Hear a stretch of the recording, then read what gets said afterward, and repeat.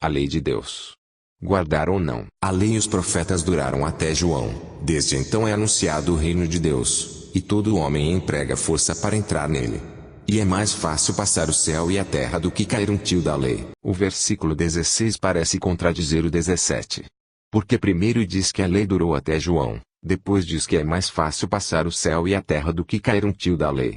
E em Mateus capítulo 5, do versículo 17 ao 19 diz: Não cuideis que vim destruir a lei ou os profetas, não vim abrogar, mas cumprir. Porque em verdade vos digo, que até que o céu e a terra passem, nem um jota ou um tio jamais passará da lei, sem que tudo seja cumprido. Qualquer, pois, que violar um destes mandamentos, por menor que seja, e assim ensinar os homens, será chamado menor no reino dos céus. Aquele, porém, que os cumprir e ensinar, será chamado grande no reino dos céus. É muito importante entendermos o que se passa aqui, pois a nossa salvação pode estar comprometida. Podemos estar em perigo, como está escrito em Oséias capítulo 4, versículo 6. O meu povo foi destruído, porque lhe faltou o conhecimento. Porque tu rejeitaste o conhecimento, também eu te rejeitarei, para que não sejas sacerdote diante de mim. E visto que te esqueceste da lei do teu Deus, também eu me esquecerei de teus filhos. Estejamos atentos ao seguinte: também farão uma arca de madeira de acácia. O seu comprimento será de 2 côvados e meio, e a sua largura de 1 côvado e meio, e de 1 côvado e meio a sua altura. E cobri-la-á de ouro puro, por dentro e por fora cobrirás, e farás sobre ela uma coroa de ouro ao redor. E fundirás para ela 4 argolas de ouro, e as porás nos 4 cantos dela, 2 argolas num lado dela, e 2 argolas no outro lado. E farás varas de madeira de acácia, e as cobrirás com ouro. E colocarás as varas nas argolas, aos lados da arca, para se levar com elas a arca. As varas estarão nas argolas da arca, não se tirarão dela. Depois porás na arca o testemunho, que eu te darei. O que havia dentro dessa arca? Na arca não havia coisa alguma, senão as 2 tábuas que Moisés tinha posto em Horebe. Quando o Senhor fez aliança com os filhos de Israel, saindo eles do Egito, falou mais o Senhor a Moisés, dizendo: Tu, pois, fala aos filhos de Israel, dizendo: Certamente guardareis meus sábados, porquanto isso é um sinal entre mim e vós nas vossas gerações, para que saibais, que eu sou o Senhor que vos santifica. Portanto guardareis o sábado, porque santo é para vós. Aquele que o profanar certamente morrerá, porque qualquer que nele fizer alguma obra, aquela alma será eliminada do meio do seu povo. 6 dias se trabalhará, porém o 7º dia é o sábado do descanso, santo ao Senhor. Qualquer que no dia do sábado fizer algum trabalho, certamente morrerá. Guardarão, pois, o sábado os filhos de Israel, celebrando nas suas gerações por aliança perpétua. Entre mim e os filhos de Israel será um sinal para sempre. Porque em 6 dias fez o Senhor os céus, e a terra, e ao 7º dia descansou, e restaurou-se. E deu a Moisés, quando acabou de falar com ele no monte Sinai, as 2 tábuas do testemunho, tábuas de pedra, escritas pelo dedo de Deus. Esta é a lei da pedra, escrita pelo dedo de Deus. Agora compara com: E aconteceu que, acabando Moisés de escrever no livro todas as palavras desta lei, deu ordem aos levitas, que levavam a arca da aliança do Senhor, dizendo: Tomai este livro da lei, e ponde-o ao lado da arca da aliança do Senhor vosso Deus, para que ele esteja por testemunha contra ti. Lei do livro. A primeira era a lei da pedra, que já sabemos que tinha os 10 mandamentos. E no livro, o que estaria escrito? Porque diz: que esteja por testemunha contra nós, consistindo somente em comidas, e bebidas, e várias abluções e justificações da carne, impostas até ao tempo da correção. Mas, vindo Cristo, o sumo sacerdote dos bens futuros, por um maior e mais perfeito tabernáculo, não feito por mãos, isto é, não desta criação, havendo riscado a cédula que era contra nós, nas suas ordenanças, a qual de alguma maneira nos era contrária, e a tirou do meio de nós, cravando-a na cruz. E, despojando os principados e potestades, os expôs publicamente, e deles triunfou em si mesmo. Portanto, ninguém vos julgue pelo comer, ou pelo beber, ou por causa dos dias de festa, ou da lua nova, ou dos sábados. De maneira que a lei nos serviu de aio, para nos conduzir a Cristo, para que pela fé fôssemos justificados. Mas, depois que veio a fé, já não estamos debaixo do aio. A lei do livro simbolizava o Cristo até que ele viesse. Eram rituais de purificação, sacerdócio, comidas e festas que eram figuras do Cristo que havia de vir. Por isso é que se diz que a lei e os profetas duraram até João. Mas há quem não entenda. Como está escrito em 2ª Carta aos Coríntios capítulo 3, do versículo 14 ao 16, que diz: Mas os seus sentidos foram endurecidos, porque até hoje o mesmo véu está por levantar na lição do Velho Testamento, o qual foi por Cristo abolido. E até hoje, quando é lido Moisés, o véu está posto sobre o coração deles. Mas, quando se converterem ao Senhor, então o véu se tirará.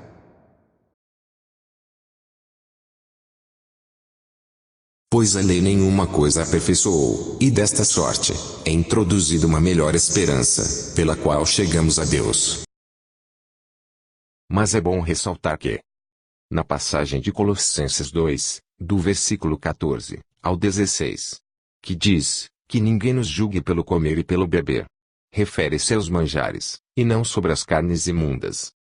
Sobre isto, vejamos o que diz o livro de Atos capítulo 10, e viu o céu aberto, e que descia um vaso, como se fosse um grande lençol atado pelas 4 pontas, e vindo para a terra, no qual havia de todos os animais quadrúpedes e feras e répteis da terra, e aves do céu.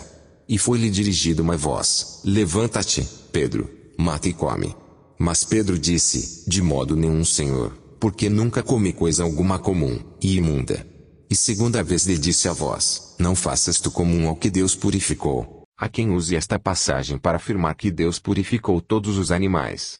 Porém, no versículo 28, Pedro esclarece isto. E disse-lhes: Vós bem sabeis que não é lícito a um homem judeu ajuntar-se, ou chegar-se a estrangeiros, mas Deus mostrou-me que a nenhum homem chame comum o imundo. De forma que, essa visão referia-se aos 3 homens enviados por Cornélio. O que prevalece na realidade é os que se santificam, e se purificam, nos jardins uns após outros, os que comem carne de porco, e a abominação, e o rato, juntamente serão consumidos, diz o Senhor. De forma que, o que é imundo, continua imundo. Sejam as carnes, o período da menstruação, a semente da cópula, esperma, o morto, etc. Tudo o que está escrito sobre estas coisas permanece. O sacrifício de Jesus foi para nos limpar destes pecados e da quebra da lei da pedra. Que diremos, pois? Permaneceremos no pecado, para que a graça abunde? Ou ainda, anulamos, pois, a lei pela fé?